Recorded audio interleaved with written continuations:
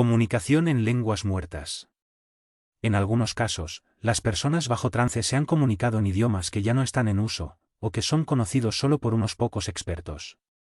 El Dr. Joel Witten cita el caso de Harold Jaworski, quien, bajo hipnosis, escribió 22 palabras y frases que él escuchó que hablaba durante una vida pasada cuando era vikingo. Trabajando independientemente, los lingüistas identificaron y tradujeron 10 de estas palabras como antiguo noruego, y varias de las otras como ruso, serbio o eslavo. Todas las palabras fueron asociadas con el mar. Witten y Fischer 1987, 210. En 1931, una joven inglesa de Blackpool, conocida en los archivos de la SPR como Rosemary, comenzó a hablar en un antiguo dialecto egipcio bajo la influencia de la personalidad de Telika Bentiu, quien había vivido aproximadamente en los años 1400 AC. Frente al egiptólogo Howard Hume, ella escribió 66 frases precisas en el lenguaje perdido de los jeroglíficos y habló en una lengua que no se había escuchado fuera de los círculos académicos durante miles de años. Lazarus 1993, 85. Pearl Curgen, una medium de St. Louis que era casi analfabeta, comenzó a escribir en un sorprendentemente y preciso inglés de la Edad Media. Bajo la guía de una entidad espiritual, ella dictó 60 novelas, obras de teatro y poemas, incluyendo un poema épico de 60.000 palabras. Lazarus 1993, 119. Telepatía y memoria genética excluidas. Además de fraude y criptonesia, las otras dos explicaciones dadas algunas veces por los escépticos para que la xenoglosia son la telepatía o la memoria genética. Sin embargo, nunca ha habido en ninguna parte del mundo un caso de una persona que haya podido aprender a hablar un idioma extranjero por telepatía. La otra explicación que dan es la memoria genética, la cual es igualmente difícil de tomar en serio. La afirmación de que de alguna forma el idioma chino antiguo quedó grabado en los genes de un niño caucásico americano de 11 años de edad, lo cual le permite hablarlo hoy en día, es risible. No hay explicación alternativa creíble. Existen literalmente miles de casos de xenoglosia, cientos de los cuales han sido documentados. Estos informes de casos incluyen lenguajes modernos y antiguos de todas las partes del mundo. Los investigadores psíquicos, tales como el altamente creíble Dr. Ian Stevenson, han usado métodos científicos para estudiar la xenoglosia y afirmar que hay solo dos explicaciones posibles: contacto con un espíritu o recuerdos de vidas pasadas. Ambas son evidencias de la existencia de la vida póstuma. La responsabilidad de aportar pruebas ha pasado al lado de los escépticos, quienes tendrían que dar una explicación creíble como alternativa. Hasta ahora, nadie ha sido capaz de hacerlo. De acuerdo con lo anterior, en ausencia de alguna otra explicación creíble y dentro del contexto relacionado con las otras fuertes evidencias existentes a favor de la vida póstuma, fenómenos de voces electrónicas y mediumnidad, la xenoglosia resulta fácil aceptarla como una posterior evidencia de la supervivencia.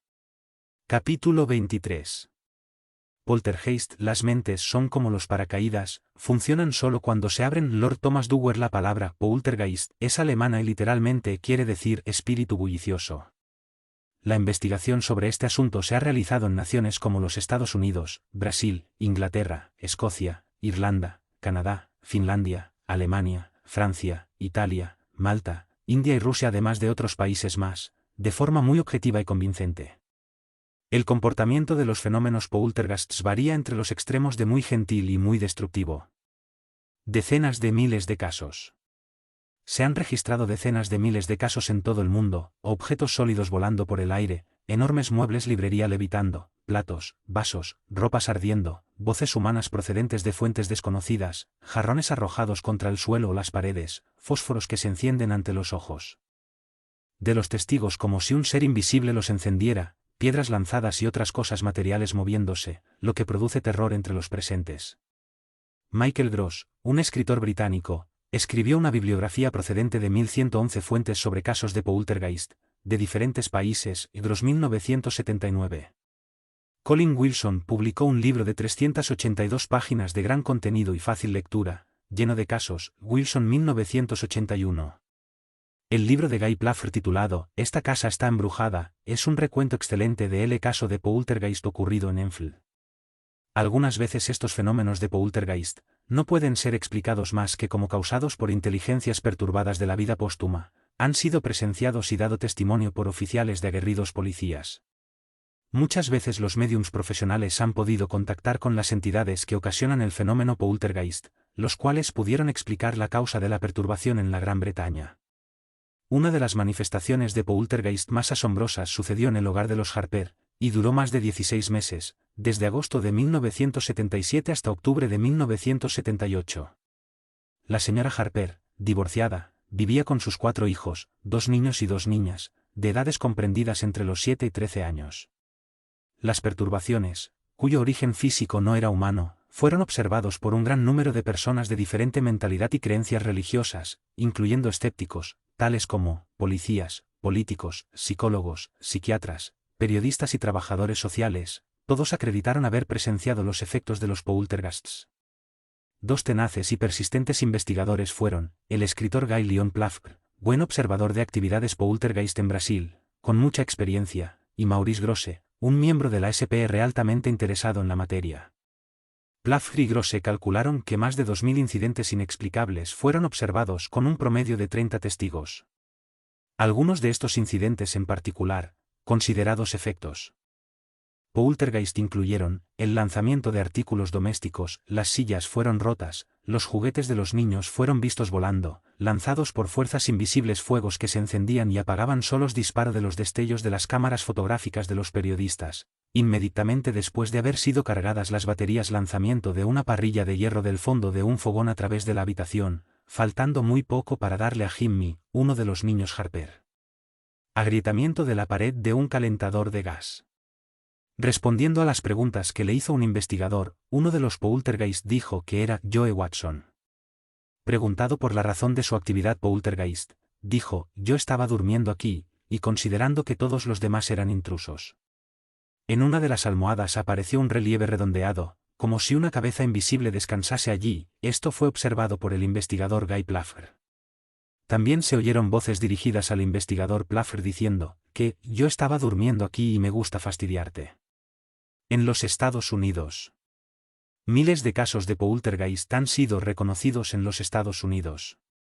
En un caso muy bien confirmado, la policía llegó el 19 de diciembre de 1976 a la casa de la señora Buell Wilson, de Petersburg, Virginia, después de que se quejó de manifestaciones frecuentes de poltergeist.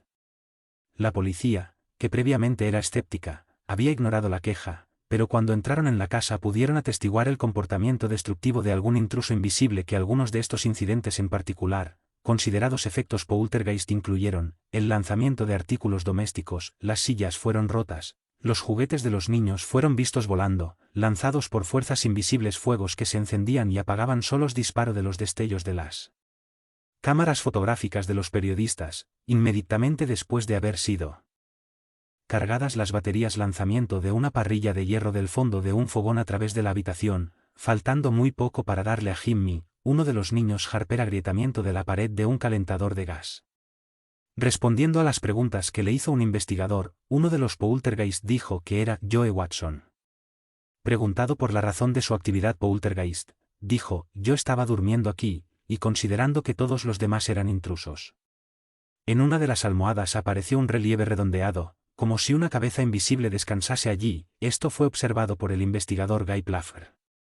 También se oyeron voces dirigidas al investigador Pflaster diciendo que yo estaba durmiendo aquí y me gusta fastidiarte. En los Estados Unidos. Miles de casos de poltergeist han sido reconocidos en los Estados Unidos. En un caso muy bien confirmado, la policía llegó el 19 de diciembre de 1976 a la casa de la señora Buell Wilson, de Petersburg, Virginia, después de que se quejó de manifestaciones frecuentes de poltergeist. La policía, que previamente era escéptica, había ignorado la queja, pero cuando entraron en la casa pudieron atestiguar el comportamiento destructivo de algún intruso invisible que rompía platos, sillas de madera y otros enseres de la casa. En este incidente en particular, la policía pudo ver un armario de cocina y 200 libros flotando en el aire sin ningún soporte. En Alemania. Una actividad de poltergeist muy poderosa se manifestó en una oficina estatal, en Lousingham, una ciudad de Baviera, Alemania, en 1967. La manifestación se centraba en una joven secretaria de 18 años, Annemarie Schneider. Los testigos dijeron que una mañana, cuando ella entró en la oficina, la lámpara colgante comenzó a balancearse, la lámpara del guardarropas también comenzó a oscilar, una ampolla del termómetro cayó encima de ella y estalló, las luces fluorescentes de la habitación contigua se apagaron. Otras veces, se oyeron ruidos tremendos, todas las luces de la oficina se apagaron al mismo tiempo, los fusibles eléctricos generales se fundieron sin causa aparente, los fusibles de los enchufes se desprendieron por sí solos, los 4 teléfonos que habían sonaron simultáneamente, sin que nadie estuviera al otro lado de la línea, las llamadas de teléfono. Frecuentemente se cortaban o se interrumpían durante un corto espacio de tiempo, rompía platos, sillas de madera y otros enseres de la casa. En este incidente en particular, la policía pudo ver un armario de cocina y 200 libros flotando en el aire sin ningún soporte. En Alemania, una actividad de poltergeist muy poderosa se manifestó en una oficina estatal, en Lousingham, una ciudad de Baviera, Alemania, en 1967. La manifestación se centraba en una joven secretaria de 18 años, Annemarie Schneider. Los testigos dijeron que una mañana, cuando ella entró en la oficina, la lámpara colgante comenzó a balancearse, la lámpara del guardarropas también comenzó a oscilar, una ampolla del termómetro cayó encima de ella y estalló, las luces fluorescentes de la habitación contigua se apagaron. Otras veces, se oyeron ruidos tremendos, todas las luces de la oficina se apagaron al mismo tiempo, los fusibles eléctricos generales se fundieron sin causa aparente, los fusibles de los enchufes se desprendieron por sí solos, los 4 teléfonos que habían sonaron simultáneamente, sin que nadie estuviera al otro lado de la línea, las llamadas de teléfono. Frecuentemente se cortaban o se interrumpían durante un corto espacio de tiempo, las cuentas de teléfono, repentinamente subieron a niveles altos, el fluido de revelado de la fotocopiadora se derramaba sin ninguna causa aparente. Los técnicos que investigaban pudieron fotografiar lámparas y cuadros en movimiento, los físicos F. Karger y G. Zicha no encontraron ninguna anomalía en los circuitos, ni en los demás materiales de la oficina. Las gavetas del archivador se abrían solas. Un mueble librería con un peso aproximado de unos 180 kg. Se movió él solo 2 veces. Profesores, periodistas, policías y otros observadores testificaron sobre estos fenómenos poltergeist. El profesor Bender, un parapsicólogo que también investigó este especial poltergeist, afirmó que estos fenómenos se centraban en Annemarie. Cuando ella salía de la oficina, los fenómenos cesaban inmediatamente. Ningún investigador lanzó ninguna acusación contra Annemarie, ni contra nadie más de que hubiese alguna trampa. Por otra parte, en 1969, en Nickheim, Alemania, llegó información de que unos paracientíficos investigaron casos de aportes, esto es, el traslado de objetos sólidos por sí mismos de una parte a otra. Los paracientíficos se comunicaron con la entidad que ocasionaba este poltergeist en particular y le pidieron que sacara al exterior unos frascos de perfume desde una habitación. Poco tiempo después, y en presencia de otros muchos testigos, los frascos fueron vistos cayendo desde lo alto. ¿Qué dicen los materialistas y escépticos recalcitrantes? Los materialistas no han podido dar una explicación alternativa creíble, coherente, ni lógica a todos estos fenómenos poltergeist. Comenzando por Padmore en 1987, ellos han arguido con insistencia dando 2 posibilidades, fraude y la fuerza psíquica del medium como agente principal de los disturbios. Stevenson 1972, 233. También argumentan que muchos casos son causados por la presencia de una adolescente traviesa en la casa. Eso es sencillamente inaceptable, irracional y no es comprobable, por las razones que se expondrán más abajo. El profesor William Roll, materialista, escéptico atrincherado y director de la Fundación para la Investigación Psíquica en Durham, Carolina del Norte, Estados Unidos, sugirió con mucha seriedad que la actividad poltergeist es debida a la frustración sexual y extrema cólera desarrollada durante los años de pubertad, y que esta energía reprimida es la que exterioriza todos los fenómenos poltergeist. Este profesor dice también que algunos patrones poltergeist tienen relación con el ciclo menstrual. Estoy seguro que muchos de los lectores, así como mucha gente que acude a mis reuniones, estallarán de risa al oír la explicación tan ridícula y no comprobable científicamente de este profesor, porque no explica cómo su teoría no toma en cuenta que la actividad poltergeist en general dura relativamente un corto espacio de tiempo, mientras que la pubertad y la supuesta frustración sexual dura varios años, como la energía exteriorizada por el ciclo menstrual de la mujer puede proporcionar datos y detalles exactos, tales como nombres, fechas y causas de la muerte de los ocupantes anteriores de la casa, las materializaciones de cosas y la habilidad para prender un fuego, las apariciones, el alzamiento a una altura de unos 12 pies. De un Jeep Plaffer 1975, las voces de personas mayores que se oyen, el levantamiento de muebles pesados, el lanzamiento de piedras ocurrido en muchos países sin que nadie lo realizara, la capacidad poltergeist para acelerar las vibraciones de objetos sólidos y transportarlos a otra casa diferente, las respuestas verbales codificadas de forma secuencial a preguntas y órdenes dadas, algunas manifestaciones poltergeist vengativas o dañinas, algunos pronunciamientos sucios y obscenos. Algunos poltergeist transmiten la personalidad de seres masculinos ancianos, que otros poltergeist son gentiles, y hasta juguetones, que en la mayoría de las casas habitadas por adolescentes, llegando a la pubertad no hay ninguna actividad poltergeist, que haya actividades poltergeist en muchas casas donde no hay adolescentes. La actividad poltergeist cesa inmediatamente que la entidad es contactada a través de un medium bien dotado que persuade a que continúe con sus perturbaciones. Estamos informados de que en última instancia, el profesor Roll admitió con ciertas reservas de que en algunos casos de poltergeist, la explicación de la presencia de espíritus, tenía que ser aceptada. La explicación que dieron los materialistas y escépticos en el caso de Enfield fue, que las jóvenes de la casa Harper tenían un exceso de energía asociado con la pubertad, y el que causó la manifestación poltergeist, pero esta teoría no explica los incidentes específicos, como ya se relataron anteriormente, y los centenares de casos restantes.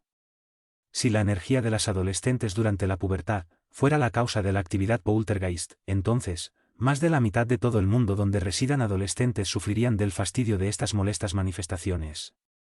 Janet Benson en su ensayo, ¿están los poltergeist vivos o muertos?, presenta 3 casos para ilustrar la posibilidad de que los parapsicólogos consideren de nuevo la hipótesis de que los desencarnados sean los que producen los fenómenos poltergeist. Presenta 13 factores en una tabla, que pueden ser utilizados para diferenciar entre los casos generados por agentes vivos, de los generados por agentes desencarnados. Algunos de estos factores que sugiere a favor de la hipótesis del origen de desencarnados, incluye los casos donde, los objetos parecen ser llevados y depositados con gentileza, el sujeto afectado por los fenómenos es afectado o dañado por los mismos, de los golpes se obtienen respuestas significativas, al principio de las manifestaciones, ocurren abundantemente apariciones y fenómenos visuales, las comunicaciones que se reciben a través de mediums aparentemente son de personas desencarnadas, los fenómenos cesan después de interceder, apaciguar o de celebrar sesiones de desobsesión. Se ha recibido información de miles de casos poltergeist, desde casi todos los países del mundo. Aquellos materialistas y demás observadores negativos que continúan negando la verdadera naturaleza de los fenómenos poltergeist, o que afirman que los disturbios son causados por una fuerza desconocida, hasta la fecha no han proporcionado una explicación alternativa lógica, ni racional, ni científicamente objetiva a la afirmación de que algunos fenómenos poltergeist son producidos por entidades perturbadas, que hacen que la gente las sufra durante un periodo más o menos prolongado. No saben que han muerto. La actividad poltergeist es coincidente con la información recibida desde la vida póstuma por centenares de fuentes diferentes, incluyendo, por supuesto, a esa fuente espiritual elevada, conocida como abedul plateado, que nos dice que hay gente que al morir y sentirse conscientes en una nueva dimensión, en un cuerpo aparentemente sólido, rechazan creer que están físicamente muertos, por lo que algunos se confunden y cometen muchas diabluras durante algún tiempo. La información transmitida desde la vida póstuma dice que, solo porque entramos en una dimensión diferente al instante de la muerte, eso no quiere decir que nuestra personalidad cambie. El estado mental, en el momento de la muerte es crucial. La mente, el carácter y la personalidad no cambian al morir ni un ápice. Si una persona, en el instante de su muerte, está extremadamente perturbada, es muy probable que esa persona continúe perturbada en el plano siguiente, por un periodo difícil de concretar. Nos dicen que algunas personas quedan atrapadas entre el mundo físico y la vida póstuma, creyendo que siguen vivas y viviendo en la misma casa en que lo hacían antes de morir. Si por casualidad, una de las personas vivas que ocupan la casa tuviera facultad mediúmnica, aunque fuera en estado de desarrollo, la entidad desencarnada puede hacerle sentir su presencia cuando la persona está presente. En su libro Los extraños, escrito por Matthew Manning, describe sus experiencias poltergeist de cuando era adolescente, en las que, según afirma, eran desencadenadas por el ocupante anterior del inmueble, ya fallecido llamado Robert Webby, quien, desconociendo que ya se encontraba en otro siglo, se quejaba de que otra gente estaba viviendo en su casa. Matthew Manning desde entonces se ha convertido en un sensitivo psíquico y terapeuta, internacionalmente conocido. Durante el tiempo en que estaba experimentando los fenómenos poltergeist, fue ampliamente investigado por el profesor George Owen, de Cambridge, un experto mundial en poltergeist. Más tarde fue investigado por otros científicos, incluyendo a Charles Tart y al premio Nobel en física Brian Josephson. Estos científicos de gran credibilidad y prestigio internacional confirmaron que las experiencias psíquicas que experimentaba Matthew Manning eran genuinas. Asuntos no terminados. En muchos casos, la motivación para la actividad poltergeist está directamente relacionada con algún asunto serio no terminado. Algunas veces se trata de un asesinato, estupro, tortura o alguna otra forma de injusticia lo que motiva a la inteligencia póstuma a buscar justicia o venganza. Si bien es cierto que cada caso necesita ser investigado seriamente para descartar la posibilidad de fraude, o de otra explicación de origen natural, no hay duda de que algunas de las evidencias de poltergeist que se nos presentan, solo pueden ser explicadas mediante la participación de seres de la vida póstuma. Capítulo 24. Reencarnación. Mientras más ignorancia haya, más dogmatismo existirá. Sir William Asler M. Reencarnar significa literalmente, regresar a la carne. Algunos teólogos occidentales tratan de ridiculizar la idea de la reencarnación diciendo que uno puede regresar como un mosquito o una cucaracha, pero no hay ninguna evidencia de que los seres humanos regresen como algo menos que seres humanos, tal como algunas sectas orientales lo creen. La información transmitida por inteligencias superiores nos dice que los humanos que regresan a la Tierra, regresan solo como humanos. Ellos dicen que no hay involución y que las vibraciones humanas más evolucionadas no pueden volver a encarnar en especies que lo estén menos. La evidencia moderna sobre la reencarnación viene de la regresión a vidas pasadas, del recuerdo espontáneo de vidas pasadas, de la transmisión de información de la vida póstuma, vida después de la muerte biológica, de la teosofía, de Edgar Cayce y de la reciente traducción de textos en lengua sánscrita. No obstante, para mantener el énfasis científico de este libro, nos concentraremos en la regresión a vidas pasadas y en el recuerdo espontáneo de vidas pasadas. Algunos que no aceptan la reencarnación argumentan que la evidencia recogida de las regresiones puede ser explicada por la posesión o influencia de espíritus. Esto podría ser así, no es el propósito de este libro argumentar a favor o en contra de la reencarnación, simplemente queremos presentar una evidencia fascinante. Ya sea que se tome el punto de vista de la reencarnación o de la posesión por los espíritus, la evidencia favorece aún más fuertemente el caso. Regresiones a vidas pasadas. La regresión a vidas pasadas consiste en poner a una persona bajo estado de hipnosis, y pedirle que regrese a través de su niñez a un tiempo anterior al de su nacimiento. En muchos casos, la persona comienza a hablar sobre su vida o vidas anteriores a la presente, acerca de su muerte previa y acerca del tiempo entre sus vidas, incluyendo el tiempo de planificación de la vida presente. Las razones principales, porque al menos algunas de estas afirmaciones deben ser consideradas como evidencia, son: la regresión frecuentemente conduce a la cura de una enfermedad física. En algunos casos, la persona que se le está haciendo la regresión comienza a hablar en un idioma extranjero que no ha aprendido. En algunos casos, la persona que se le está haciendo la regresión recuerda detalles con asombrosa exactitud, los cuales pueden ser comprobados por los historiadores. La intensidad emocional de la experiencia es tal que convence a muchos psiquiatras que anteriormente eran escépticos, los cuales están acostumbrados a vérselas con la fantasía y regresiones imaginarias. En algunos casos, la causa de muerte alegada en una vida pasada inmediata se refleja en una marca de nacimiento en la vida presente. Por los años 1950, la regresión a vidas pasadas era aceptada por los doctores, cuando anteriormente habían sido totalmente escépticos, porque vieron que daba resultados positivos. El doctor Alexander Cannon escribió: durante años, la teoría de la reencarnación era una pesadilla para mí, y traté de hacer todo lo posible para desaprobarla. Sin embargo, con el paso de los años, persona tras persona me contaban la misma historia, a pesar de tener variadas creencias. Ahora, muchos más de 1000 casos han sido investigados, y tengo que admitir que existe semejante cosa, como es la reencarnación. Cita Fischer 1986, 65. Psiquiatras de todo el mundo han encontrado que la regresión funciona. El Dr. Gerald Adelstan, psicólogo, dice: estas experiencias de regresiones a vidas pasadas, por razones que no puedo explicar, casi siempre conducen a una rápida mejoría del paciente. Cita Fischer 1986, 65. La muy conocida psicóloga clínica, Dra. Edith Fiore, de los Estados Unidos, dice: si la fobia de alguien se elimina instantánea y permanentemente por recordar un evento ocurrido en una vida pasada, tiene un sentido lógico que ese evento debe haber sucedido. Cita Fischer 1986, 65. El Dr. Gerald Netherton, que fue educado como un metódico fundamentalista, ha usado con éxito el método con 8.000 pacientes. Aunque él era escéptico inicialmente, como resultado de su experiencia está ahora convencido de la efectividad de la regresión a vidas pasadas. Sus pacientes, que incluyen a sacerdotes y físicos, son casi siempre escépticos al principio, pero esto no influye en la efectividad del tratamiento, y dice, muchas personas salen de la consulta creyendo en la reencarnación, como resultado de su experiencia. ¿Cuál es la respuesta lógica?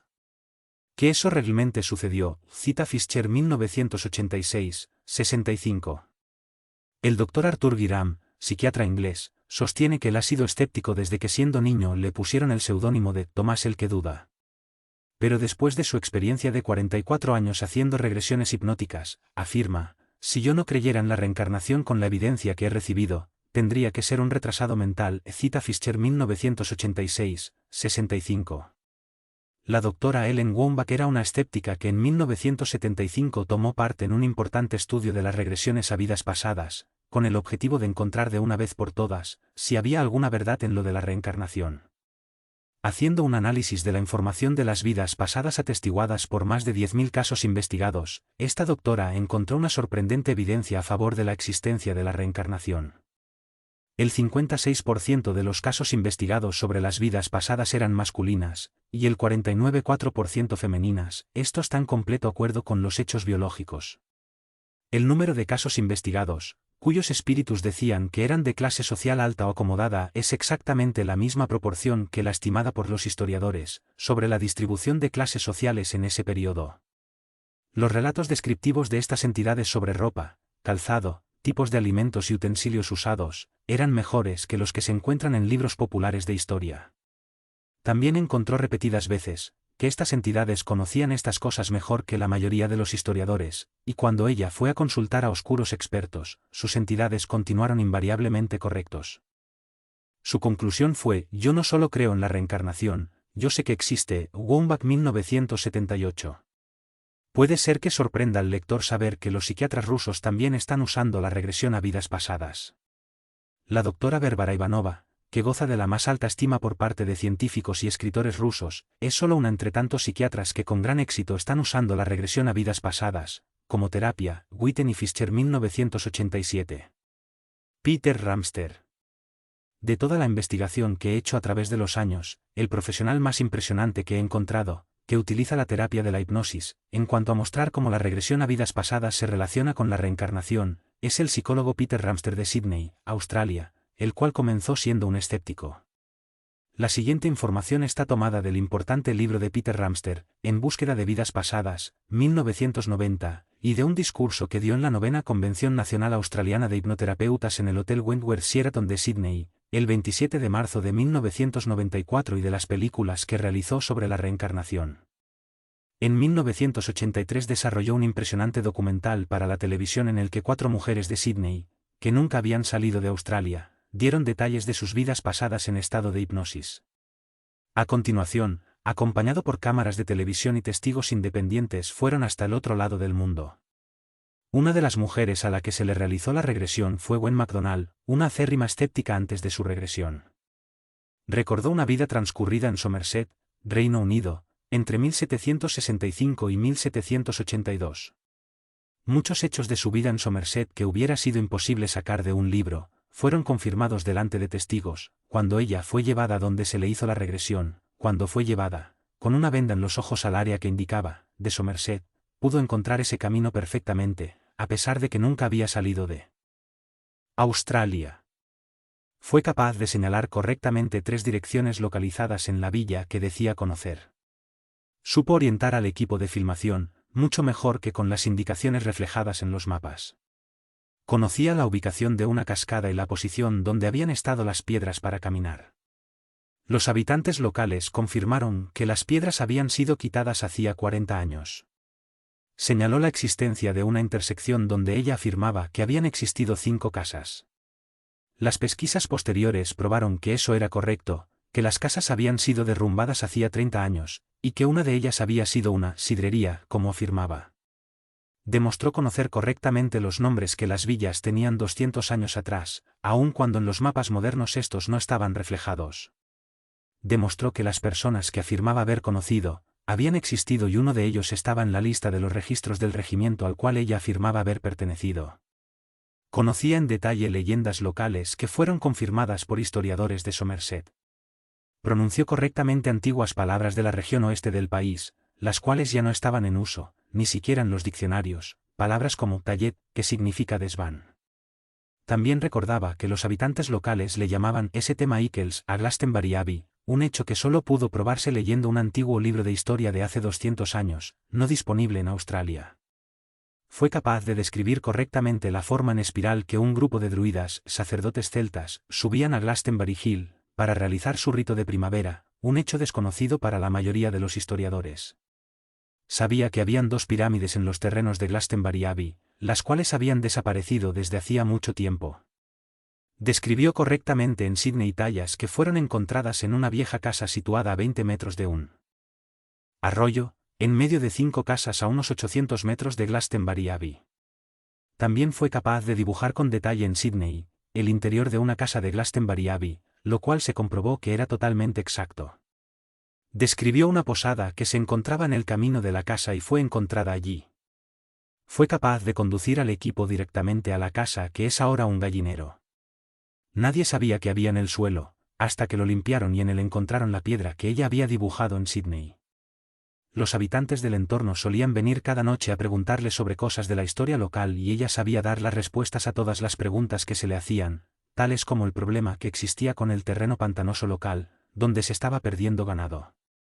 Cynthia Henderson, otra persona estudiada por Peter Ramster, recordó una vida anterior durante la Revolución Francesa. En estado de trance, habló en francés sin ningún acento. Comprendió y contestó preguntas en francés. Utilizó el dialecto de la época. Conocía los nombres de las calles, los cuales habían sido cambiados y solo se podían encontrar en viejos mapas callejeros. Peter Ramster tiene documentos de muchos otros casos de regresión a vidas pasadas, los cuales, en términos muy claros, constituyen una evidencia técnica para la demostración de la existencia de la vida posterior. Recuerdo espontáneo de vidas pasadas. El caso internacionalmente conocido de Santi Devi es uno de los casos más espectaculares de la historia del recuerdo espontáneo de vidas pasadas. Este fue un caso ocurrido en India que comenzó en 1930, mucho antes de que el Dr. Stevenson comenzara a hacer sus investigaciones.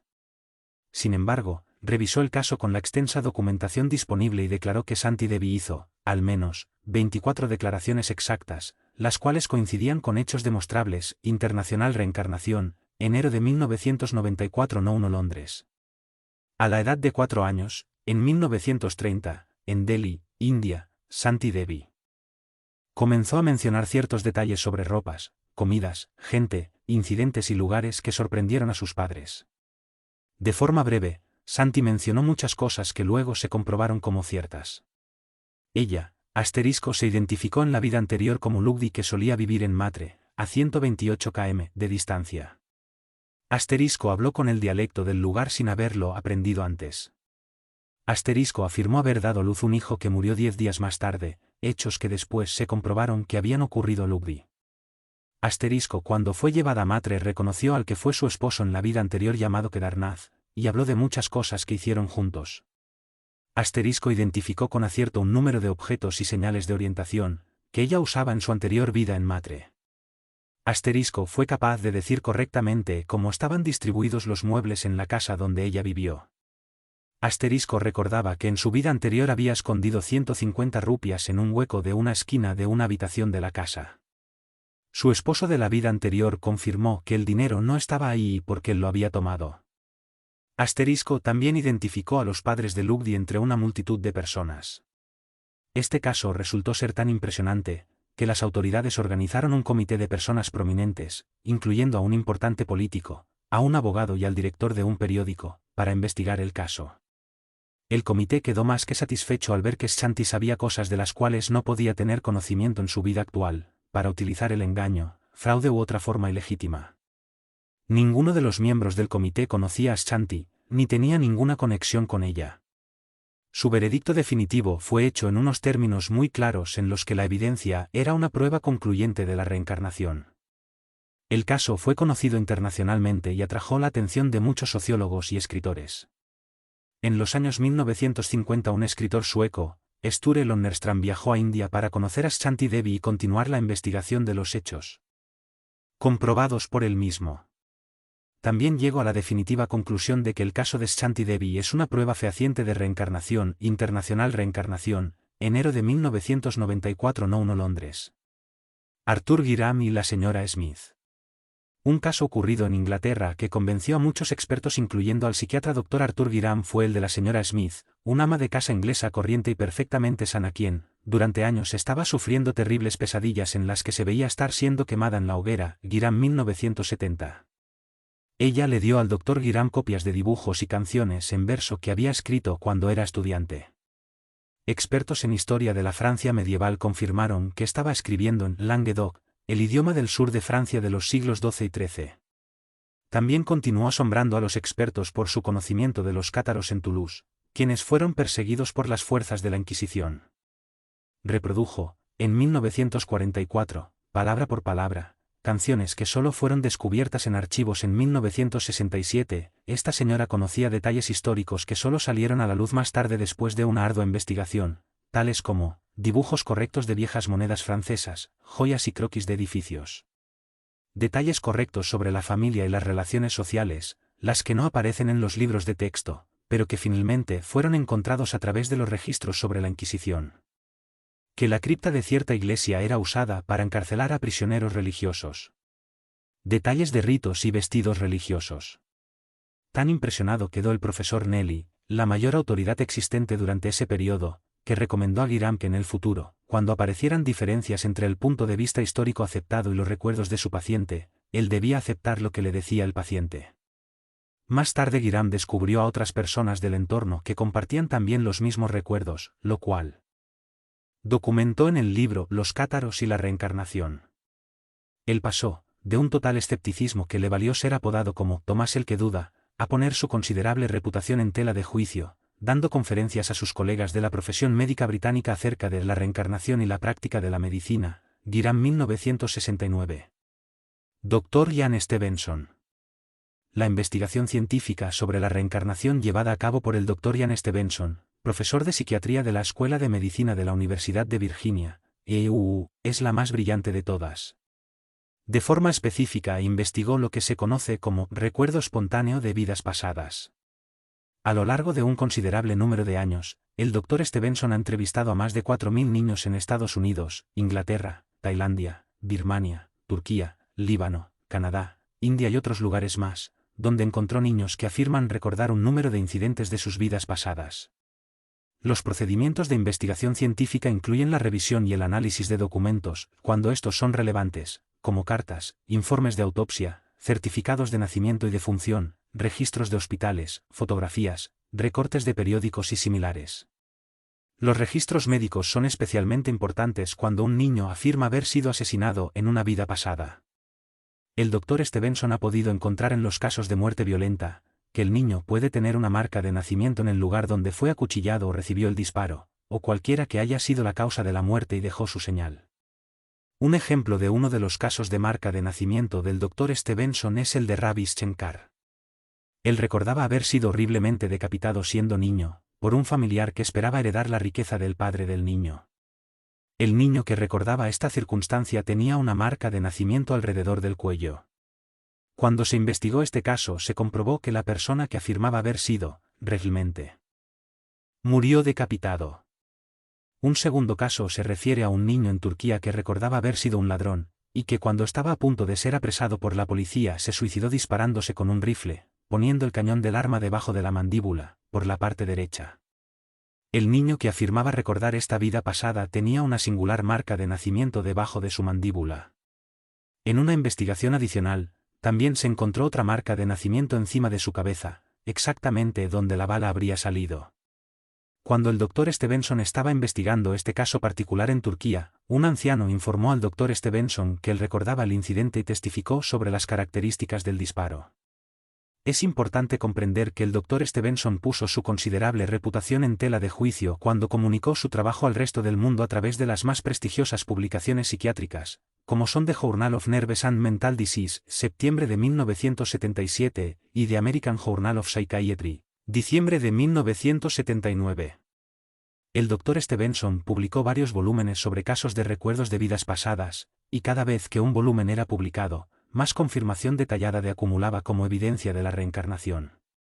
El trabajo de investigación científica del Dr. Stevenson estremeció al mundo académico, sacándole de su usual complacencia escéptica. Fue una de las primeras veces que un científico con una reputación establecida en ciencias físicas producía una clara evidencia a favor de la reencarnación, e inevitablemente, de la existencia de la vida póstuma. Por supuesto que también existieron aquellos que trataron de criticar la investigación del Dr. Stevenson, pero los críticos no eran científicos, ni tenían la necesaria preparación técnica para rebatir los métodos científicos utilizados por el Dr. Stevenson. Muchos de estos críticos de poca talla mantenían un sistema de creencias que era intrínsecamente hostil a la reencarnación. Existían otros que repetían las críticas que se le habían hecho a Stevenson sin haber examinado antes por sí mismos su trabajo científico. Por ejemplo, en el libro de Paul Teboury y Phyllis Rapale, Más allá de los sentidos, 1971, un prominente miembro de la SPR, George Medhurst, admite que él conocía muy poco acerca del trabajo del Dr. Stevenson, en respuesta a una pregunta que le fue hecha, pero obsérvese la evidente hostilidad sin causa justificada que manifiesta contra el trabajo del Dr. Stevenson cuando dice: yo solo conozco un poco sobre estas investigaciones y sé también que se han producido algunas críticas acerca de los resultados, porque se ha dicho que Stevenson no habría tenido el tipo de contacto necesario con las personas con quienes él estaba tratando. 1971, 216.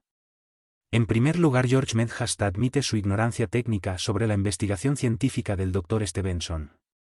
En segundo lugar, está confiando en lo que dice otra persona para criticarle. Tercero, Medhurst no identifica quién es esa otra persona, si es que existía otra persona. Medhurst acepta la supuesta crítica vertida como válida y si ésta no hubiera existido, él no la hubiera podido repetir. Esta clase de falta de honestidad intelectual y engaño por parte de Medhurst es una indicación de hasta qué punto algunos escépticos de mente cerrada llegarán, con tal de denigrar un gran trabajo científico.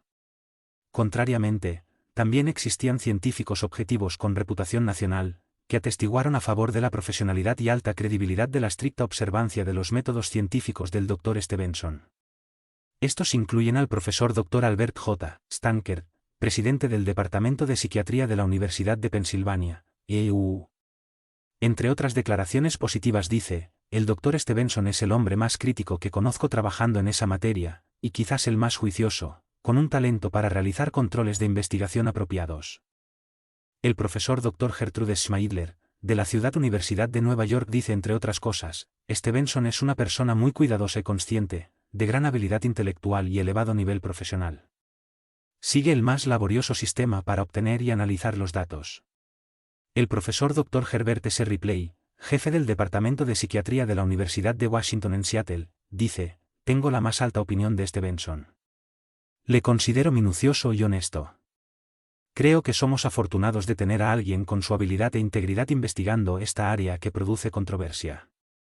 El Dr. Harold Leaf, en el Journal of Nervous and Mental Disease, septiembre de 1977, dice entre otras cosas: o está cometiendo un error colosal, o será reconocido como el Galileo del siglo XX.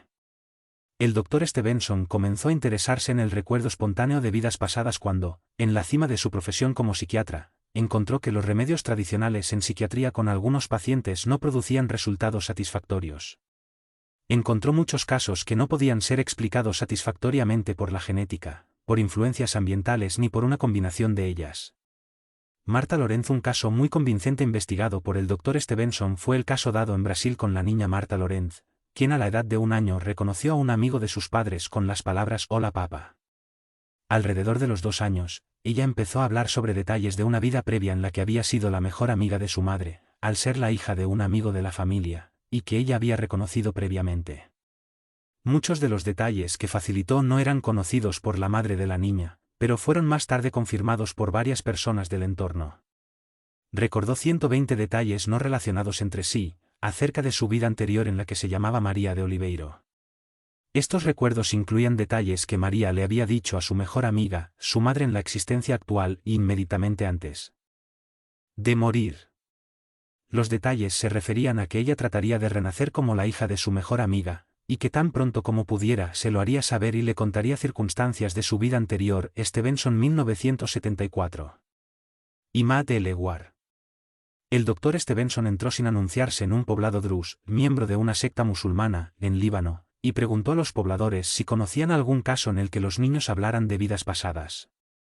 Habiéndole indicado un caso, de nuevo sin previo aviso, se fue a la casa de un niño de 5 años de edad llamado Imad el-Ewar. Desde la edad de 1 año, Imad había estado hablando incesantemente acerca de una vida anterior, en la que había vivido en otro poblado situado a 40 km de distancia del que vivía actualmente. A la edad de 1 año, sus primeras palabras habían sido los nombres Yemila y Mahmoud. A la edad de 2 años él detuvo a un forastero en la calle, identificándole como un vecino de su vida anterior. El doctor Stevenson entrevistó al niño y a los padres y anotó más de 57 afirmaciones, separadas unas de otras, sobre su vida anterior. Cuando el doctor Stevenson fue con el niño y sus padres al otro poblado para investigar, tardó varios días en localizar la casa en la que había vivido anteriormente el niño. Ningún contacto previo se había realizado con esos familiares, pero sin embargo, Imad fue capaz de hacer 13 afirmaciones e identificaciones correctas acerca de su vida anterior, incluyendo fotografías suyas y de su hermano. Reconoció fotografías de su tío anterior, Mahmoud, y de su concubina, una prostituta llamada Yemila. Fue capaz de señalar detalles de dónde guardaba su rifle, un secreto conocido solo por su madre, y de cómo su cama fue acondicionada durante su última enfermedad. También detuvo a un forastero y tuvo una larga conversación con él sobre sus experiencias conjuntas en el ejército. En total, el doctor Stevenson calcula que de las 57 afirmaciones hechas por Imad acerca de su vida anterior, 51 podían ser verificadas. Stevenson 1978. Explicaciones alternativas. Cuando los críticos son confrontados con esta convincente evidencia de la reencarnación, ellos tratan de justificar hábilmente los resultados. Afirman que los resultados son causados por percepción extrasensorial, telepatía o clarividencia. El niño era capaz de sintonizar con la gente de su alrededor y extrajo de ellos toda la información acerca de las circunstancias. Como alternativa, los escépticos también habían argumentado la posibilidad de fraude, criptomnesia, posesión de espíritus, fantasía, paramnesia, subconsciente colectivo o memorias heredadas. Veamos cómo examinó el doctor Stevenson cada uno de estos argumentos. Stevenson 1977. Percepción extrasensorial. Quien sugiere que estos niños están leyendo las memorias de otras personas vivas, tendría que aceptar la existencia de la percepción extrasensorial, PES, también conocida como telepatía o transmisión del pensamiento. Si se aceptara esta posibilidad solo debilitaría la posición del escéptico, porque durante décadas estos mismos escépticos han estado argumentando, y aún argumentan, que la PES y la telepatía no existen, o la PES existe, o no existe. Aún más, el doctor Stevenson afirma que si los niños tienen poderes extrasensoriales, los tendrían todos en general o no los tendría ninguno. Sencillamente, no tiene consistencia lógica que los escépticos digan que una persona tiene PES en relación con sus vidas pasadas, pero no en relación con todo lo demás. Stevenson continúa explicando que en el contexto de lo que se conoce sobre PES en relación con los médiums y demás personas sensitivas, estos niños tendrían que tener super PES. Esto es debido a que en algunos casos, los niños tienen una cantidad significativa de información, extendiendo las fronteras de los casos de PES conocidos en la actualidad. En muchos casos los niños tendrían que leer las memorias de, no solo una persona, sino de muchas personas, porque la información que poseen no se encuentra en solo una persona. Esto requeriría ser capaz de leer las mentes de diferentes personas, de forma tal que, cada una tendría solo una parte de la información. El doctor Stevenson dice que toda la información conocida no reside en una sola mente viviente. No hay suficiente cantidad de PES que pueda explicar el cambio de comportamiento de estos niños. En muchas ocasiones los niños toman la personalidad de quienes afirman haber sido. Esto es algo que no se puede explicar atribuyéndoselo a la PES. Stevenson explica que es difícil para cualquier crítico que no conoce bien estos casos, comprender la magnitud de estos cambios de comportamiento y personalidad. Otra dificultad particular para los críticos que se basan en la PES, es el hecho de que muchas veces los niños revelan cómo eran las cosas cuando ellos vivían en la vida anterior, no cómo son las cosas ahora. Léanse los epígrafes anteriores sobre el famoso caso de Shanti Devi, quien afirmó que cuando vivía en la vida anterior, ella escondió 150 rupias en el hueco de una esquina de la casa donde vivía. Cuando los investigadores excavaron en el sitio indicado no encontraron el dinero y su anterior esposo, avergonzado, admitió que él era el responsable de tomado ese dinero. Si ella hubiera estado leyendo su mente, hubiera conocido también este hecho. Las marcas de nacimiento y las deformidades en los niños tienen más alcance que la explicación basada en la PES. Estos niños, de acuerdo con el criterio del Dr. Stevenson, frecuentemente tienen una marca o marcas en su cuerpo y explican que ese es el lugar donde recibieron un disparo o fueron mutilados con alguna herida. Los padres atestiguan que esas marcas estaban presentes desde la infancia. Otros niños nacidos con deformidades, faltándole miembros o dedos, afirman que esas deformidades indican la causa de su muerte anterior. En algunos casos, el Dr. Stevenson tuvo acceso a los archivos de hospitales para confirmar estas afirmaciones. En consecuencia, Stevenson pudo establecer la relación entre las marcas de nacimiento y los archivos de hospitales, la autopsia, que revelaban la causa de la muerte. ¿Fraude? Para hacer una valoración objetiva hay que tomar en consideración las calificaciones, la profesionalidad, el calibre y la integridad de quien es uno de los más destacados investigadores científicos de los Estados Unidos. El Dr. Stevenson tiene una larga trayectoria como investigador científico profesional, psiquiatra y psicoanalista. Además, después de muchos años de haber entrevistado a miles de testigos, le han proporcionado una enorme experiencia práctica en detectar fraudes. Él mismo ha escrito libros de texto sobre exámenes psiquiátricos y consultas para diagnosticar. Dice que después de realizar numerosas entrevistas y exámenes de tantos niños y testigos, saca en conclusión que sería una gigantesca tarea para alguien que tratara de organizar un fraude, teniendo que adiestrar a los padres, familiares, amigos y testigos, que en ocasiones el número de personas involucradas en un caso sobrepasa las 50. Tendrían que dramatizar las emociones que se producen cuando hay una reunión del niño con las personas queridas de su vida anterior. La manifestación de las intensas emociones experimentadas en estas situaciones está fuera de la capacidad humana para ser estructuradas en el sitio. Habiendo entrevistado a miles de niños renacidos, el Dr. Stevenson añade que los niños pequeños no son fáciles de adiestrar para representar actuaciones que no les resultan naturales. El Dr. Stevenson declaró públicamente que él no da dinero a ninguna de las personas relacionadas con estas circunstancias y por ello aplica su política de no pagar por los testimonios aportados, tampoco se le da publicidad a las personas que cooperan en cada caso para evitar este posible incentivo.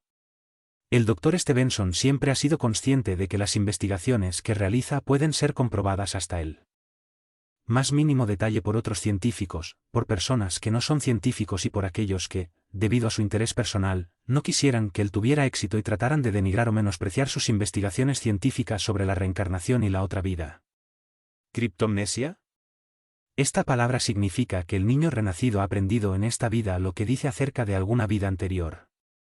Se dice que, consciente o inconscientemente, el niño renacido debe haber leído esta información, haberla oído, o habérsela contado al menos, pero se olvidó de ello en forma consciente. El Dr. Stevenson explica que, buena parte de la información original de algunos niños renacidos, especialmente de aquellos que tenían 2 años, no era conocida por los que rodeaban al niño. Stevenson observa en estos casos que el niño, cuando empieza a aprender, a decir sus primeras palabras, tiende a comenzar a hablar sobre su vida pasada. Esto reduce las otras posibilidades de donde pueda venir la información. ¿Memoria heredada / subconsciente colectivo? Uno de los argumentos más frecuentemente expresados por los críticos en los casos del recuerdo espontáneo de vidas pasadas es que el niño renacido tiene realmente memorias heredadas. Esto significa que en vez de haber renacido el niño, en realidad está recordando la vida de uno de sus antepasados. Se afirma que de alguna forma, las memorias del antepasado referente a las diferentes cosas que el niño recuerda, han sido genéticamente transmitidas. De esta forma, los críticos dicen que el niño está recibiendo su información a través del subconsciente colectivo. El Dr. Stevenson, de forma muy convincente, refuta estos argumentos explicando que lo que hasta ahora se conoce sobre el subconsciente colectivo es en términos generales, por ejemplo, alguien que pudiera recordar una gran inundación en algún lugar distante, y señala que aunque existen algunos casos aislados, estos carecen de los detalles específicos y pormenores de los casos de niños renacidos.